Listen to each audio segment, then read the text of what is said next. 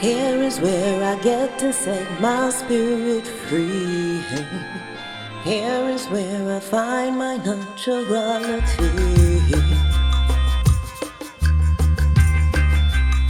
Where are we going? Where are we going? As the ongoing COVID-19 pandemic continues to leave a massive impact globally, we will discuss some of the ways in which it is affecting us. This new age of remote learning has many grievances, and today we will discuss some of them. This is Grit 2020. My name is Mohamed Torre. I'm your host, and this is my guest, Danielle Marola. Hi, Danielle. Would you like to introduce yourself? Yes. Hi, I am Danielle Marola. I am the Associate Director of the Center for Prevention Outreach, and I'm also a clinical psychologist.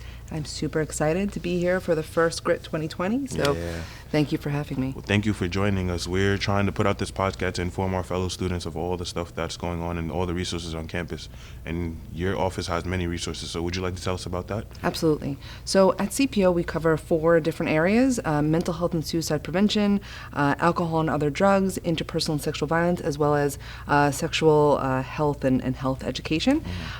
We come from a prevention lens, so we are looking at the community and trying to see what can we do, how do we support our community so they are informed, empowered, and our community as a whole is connected, healthy, and safe.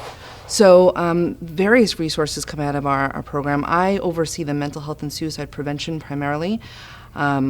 And so a major one, which I'm really happy to say students are accessing and using often now, is called Let's Talk.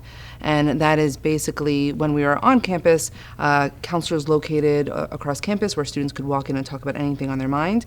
Not therapy, but just an added resource. Now we're completely virtual. Students could pick a time they want to speak to a counselor, get a private link, and have a confidential conversation. That's one.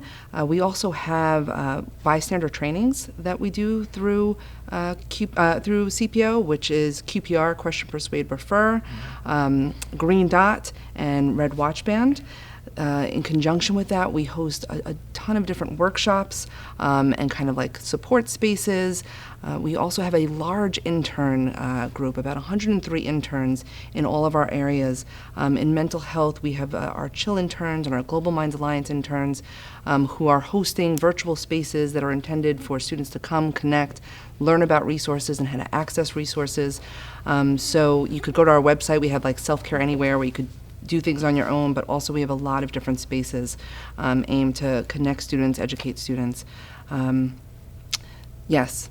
And so, and Global Minds Alliance really briefly is a group of global students who have come together to support our community, but they also have a space where students can drop in and chat. So we have endless resources. I really encourage students to go to our website, to check us out on Instagram and all of that. That's amazing. Have you heard of the term Zoom fatigue?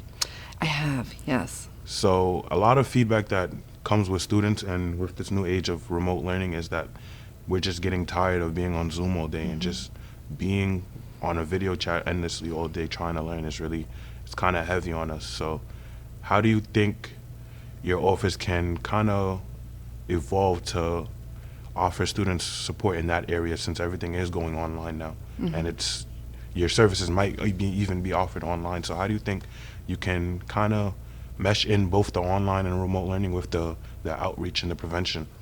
Great question. I'm also a clinical psychologist, so during this time, I'm in this time with everyone else. It's really been about kind of paying attention to the various things that are going on, hearing what students are saying. There's a lot of layers. So it's not a kind of a clear-cut answer when we talk about Zoom fatigue in particular. There's a lot of layers that are going on right now. I think on a regular, the things that students, faculty, staff, we're all dealing with are amplified and intensified based on our current times.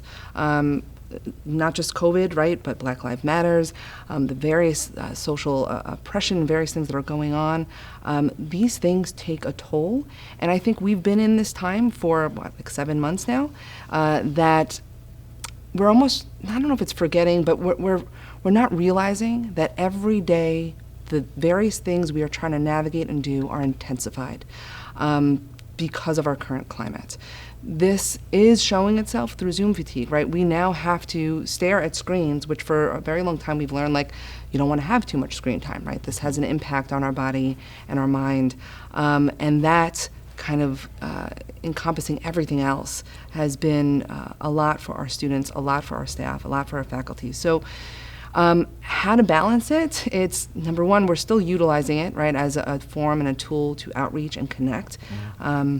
But then the other piece is it's really up to each individual to find times when they're turning off. I think collectively too, we have to start to kind of maybe promote that. I've been saying a lot to students that we actually have to lower our expectations. I think we've all been trying really hard to keep up, to support each other, to have programs, to make sure academically things are up to par, but it's a lot. And right now, more important than anything else is that our health and well-being is also being attended to, and that we're caring for ourselves and we're caring for each other. And so collectively, I wish that we could kind of lower our expectations. All of us need to give each other grace. There are going to be difficulties that we couldn't forecast because we've never been in this time. I encourage people to speak up, speak out, and also connect, right? A lot of times what's happening is students are thinking, like, I'm the only one that's struggling with this, or why are other people seemingly doing this and I'm not? That is not the case. I'm on the other end. I'm speaking to many, many students. This is a very trying time. You're not alone. The most important thing to do right now is reach out. There are resources here on campus. You're going to hear from Greta today, too, with the student support team. There are resources and supports on campus that are harder to access outside of campus. So I encourage everyone, reach out.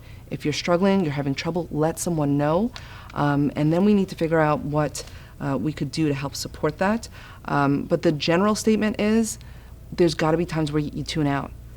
Turn off the computers, stop the emails. Unfortunately, people are not getting emails back from me in 24 hours. It's not happening. I can't do it because I need to have a cutoff. And I encourage everyone to have a cutoff. That's really important that you mentioned that, because I find myself sometimes just being on the computer all day, back-to-back Zoom meetings with lectures and classes, e-board meetings as a student leader, and then by the time I know it's the end of the day and I've just seen screen all day, not even get any sunlight. So what would you recommend is enough time, ample time as a cutoff time, just to be outside and just relax and wind down? I think that what's important is that you schedule the time, right? Like, so that you're scheduling an hour a day where the intention is to go outside or exercise, or the intention is to completely shut off. So like what tends to happen is we're not scheduling it, so we just keep on going and going and going. So being mindful and intentional about, I'm going to make sure every day that at this time this is my cutoff, or at this time I'm going to take 2 hours in the middle of my day to take a break. I think, at least an hour or two a day should be intentionally for each of us to attend to our self-care, and not be on any Zoom or any electronics. Danielle, I want to ask you, what do you recommend as a service for people who are dealing with Zoom fatigue and as an outreach program? What should someone who's experienced this, what office should they go to? What program should they go to? So two things. I'm going to back up a little. One thing that I say to all students, and I just want to say here too, is, again, these are different times, so it's important for us to kind of recognize where our baseline is. How do we know ourselves to be on a regular in order to know when we're off that baseline, eating, sleeping, mood, socialization, these sort of things, to know when to reach out, right? So, because like I said, there's a lot of layers to the Zoom fatigue. What I often will tell students is when they realize that they're off their baseline for 3 days or more, right, to reach out, a good place to start is Let's Talk, right? Because there you'll speak to a counselor. It is confidential, and from there they could connect you to various things. So I've connected students to either student support, SASSY, our Student Accessibility Support Center, who can help with figuring out accommodations based on this current time and the struggles. And I've also connected many students to the student support team, who you'll hear about, which is also a good place to start, right? Because a lot of this is, we need to figure out what is needed, because this is a different time.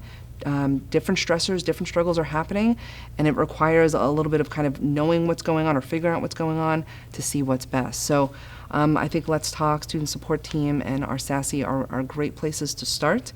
You could always choose, right, like for these contacts, because these are often virtual too. It could be a phone call.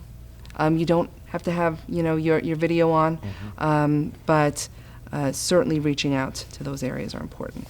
Well, thank you, Danielle, today for this conversation and all this information. If you want to find out more information, please feel free to use the number on our screen. This is Grit 2020, and I'm your host.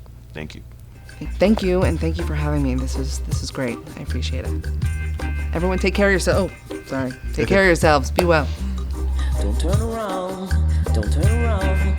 Just keep moving forward. Keep holding